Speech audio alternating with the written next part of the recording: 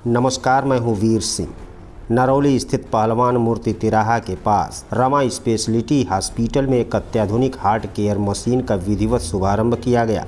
इस अवसर पर सपा के सदर सांसद धर्मेंद्र यादव मुख्य अतिथि के रूप में मौजूद रहे। उन्होंने फीता काटकर मशीन का उद्घाटन किया और कार्यक्रम को संबोधित किया। कार्यक्रम में अस्पताल के निदेशक एवं वरिष्ठ चिकित्सक डॉक्टर अमित सिंह समेत अस्पताल का पूरा मेडिकल स्टाफ उपस्थित रहा। सांसद यादव ने डॉक्टर सिंह की सराहना करते हुए कहा, अत्याधुनिक तकनीक से युक्त यह मशीन हृदय रोगियों के लिए एक बड़ी राहत साबित होगी। यह पहल निश्चित रूप से क्षेत्र की स्वास्थ्य सेवाओं को और मजबूत करेगी। उद्घाटन समारोह के बाद मीडिया से बात करते हुए सांसद धर्मेंद्र यादव ने केंद्र व राज्य सरकार पर निशाना साधा। उन्होंने कहा, सरकार पीडीए परिवार का लगातार अपमान कर रही है। यह दुर्भाग्यपूर्ण रवैया है और लोकतांत्रिक मूल्यों के खिलाफ है। इस मौके पर आम नागरिकों ने भी अस्पताल द्वारा दी जा रही चिकित्सा सुविधाओं की सराहना की और उम्मीद जताई कि भविष्य में और ऐसे कदम क्षेत्र की स्वास्थ्य व्यवस्था को सुदृढ़ करेंगे। आजमगढ़ से आदर्श श्रीवास्तव की रिपोर्ट। मैं इस मौके पर डॉक्टर अमित जी को बधाई देता हूँ, शुभकामनाएं देता हूँ।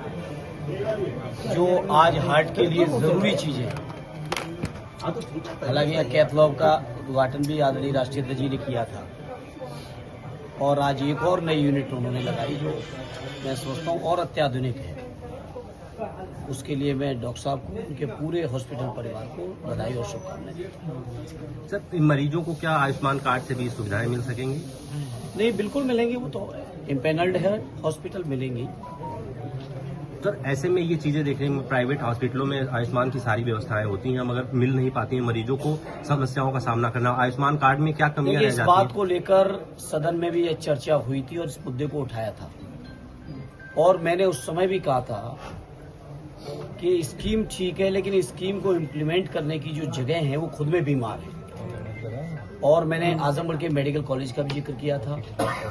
जो तमाम एम्प्लॉयज़ हैं, उन एम्प्लॉयज़ के सामने जो चुनौतियां, परेशानियां हैं, उसकी भी चर्चा की थी।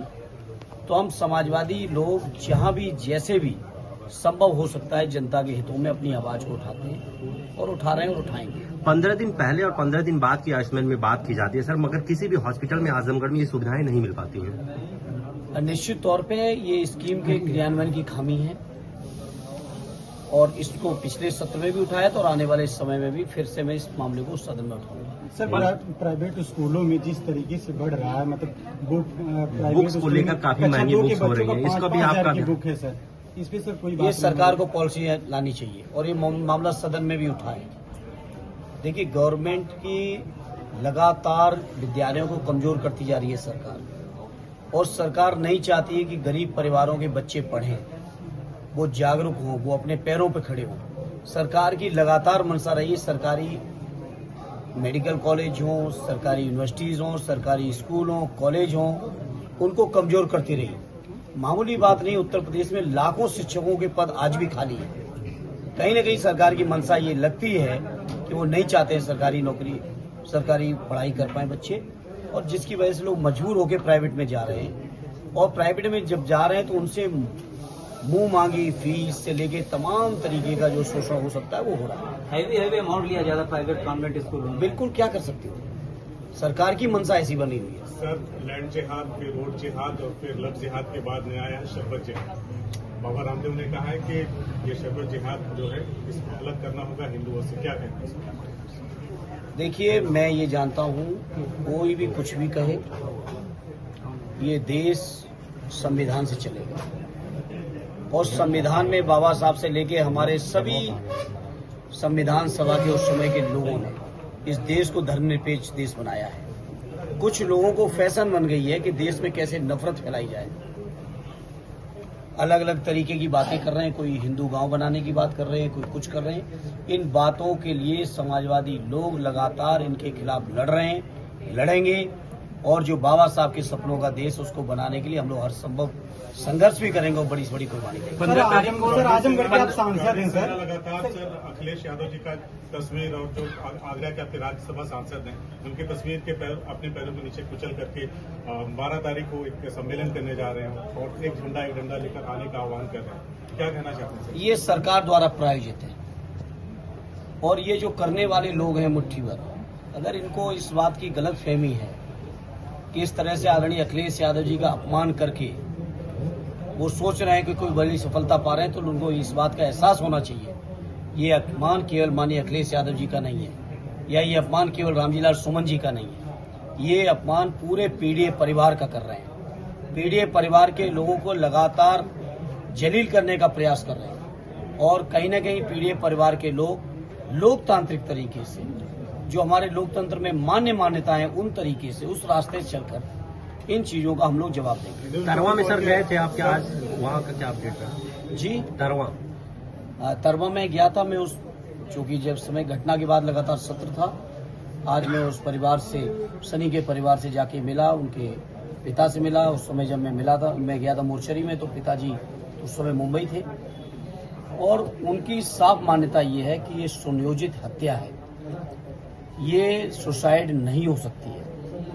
और जिस तरीके के सर्कमस्टेंसेस थे, तरवा थाने से मात्र 500 मीटर दूर पर तरवा हॉस्पिटल है, सामुदायिक स्वास्थ्य केंद्र, उसमें नहीं ले गए। आजमगढ़ और तरवा के बीच में इतना बड़ा मेडिकल कॉलेज है, उसमें नहीं ले गई पुलिस, और सीधे लाके डेड बॉडी को मोर्चरी पे, यहाँ पे लाके जिला अस्पताल और उसके बाद मोर्चरी पे लाके रख दिया। उनके परिवार का साफ मानना है कि सनी की हत्या की गई है, पुलिस द्वारा सुनियोजित हत्या है, और आदरणीय राष्ट्रीय अध्यक्ष जी द्वारा सनी के पिता को हम समाजवादी पार्टी की ओर से माननीय राष्ट्रीय अध्यक्ष जी द्वारा भेजे हुए एक चेक जो 1 लाख रुपए का, उनको पार्टी की तरफ से आर्थिक सहयोग भी दिया। सरकार से क्या मांग कर रहे हैं? FIR तो हुआ, लेकिन अभी सरकार तक से मांग मैंने मोर्चरी में जब प्रेस की थी, अगले दिन हमारे सभी माननीय विधायकगण उनके गांव में गए थे, माननीय राष्ट्रीय अध्यक्ष जी से भी बात हुई थी, और उसके बाद संसद में भी इस बात को हमने उठाया था कि उस सनी के परिवार को कम से कम 1 करोड़ रुपए का मुआवजा, और उनके परिवार को एक व्यक्ति को सरकारी नौकरी मिलनी चाहिए। एक बहन है, वो विकलांग है, एक बहन है, पिता कह रहे थे अब मेरी उम्र ऐसी हो रही कि हम कुछ करने की भी मेहनत करने की, शारीरिक मेहनत के लायक नहीं रहे। आप सोचो उस परिवार की हालत क्या है। अच्छा सर, पुलिस वाले के ऊपर FIR तो दर्ज हुआ, लेकिन पुलिस वाले अभी जेल में नहीं गए हैं, इसको लेके आप किस तरह से? ये केवल एक दिखावटी FIR है।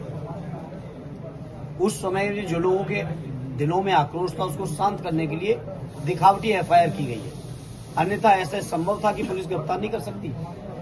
सर, उप मुख्यमंत्री केशव प्रसाद मौर्य एक मामले में आए थे और पीड़ित परिवार को 25 लाख देने का बात कहे, उस परिवार को न्याय भी नहीं मिला, ना कि 25 लाख रुपए। ऐसे में अनुसूचित जाति के राष्ट्रीय अध्यक्ष आए यहाँ पे और उस परिवार से मिले, क्या लगता है उस परिवार को न्याय सरकार दे पाएगी? आप लोग कहाँ तक उस परिवार के साथ खड़े हैं? सरकार की नीयत न्याय देने की नहीं है। अगर न्याय देने की होती तो अन्याय ही ना होता, तो सनी की जान नहीं जाती।